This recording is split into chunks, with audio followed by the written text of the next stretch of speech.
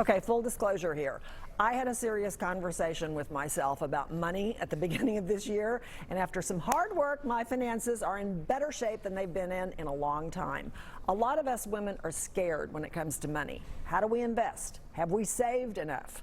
Put aside your fears, because author Sharon Lechter joins me now to break down what's fact and what's fiction when it comes to your financial success. Good morning. So nice to have you here. Good morning, Jane. Thank you. Okay, you say that there is a big myth that people believe they can't become wealthy, and that's holding them back. Could you explain?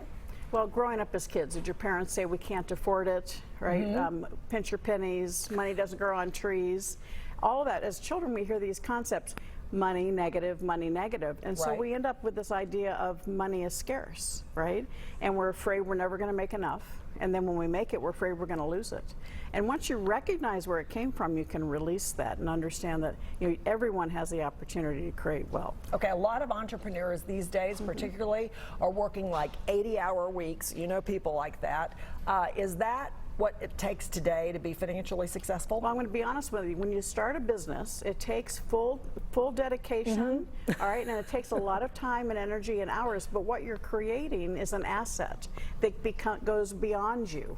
And once that's created, you have other people running it, systems that are generating cash flow, so that then you don't have to work as hard. And that's the concept of invest your time and energy. Don't spend your time, invest your time in creating assets. Okay, you say there's one thing that all self-made wealthy people have in common. What is that? I'm curious. And that's they either buy, build, or create assets that generate revenue. Buy, build, or create assets, just like you just talked about with building your own business. And that's, people think they have to have millions to be financially free.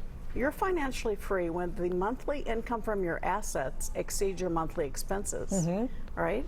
So somebody could have a couple of apartment houses that generate $100,000. If their living expenses are under 50, they're financially free, right? So the issue is buy, build, and don't be your only asset. So if we don't get out of bed in the morning, you don't make money. Start early investing. That's really good advice, really good advice. Okay, so I've heard a lot of people say, or some people say, money isn't that important. I can tell you, as you go along in life and you encounter all kinds of things like aging parents, kids in school, all that kind of stuff, I don't personally think that that's true. I mean, not that you need to be wealthy, but what do you think?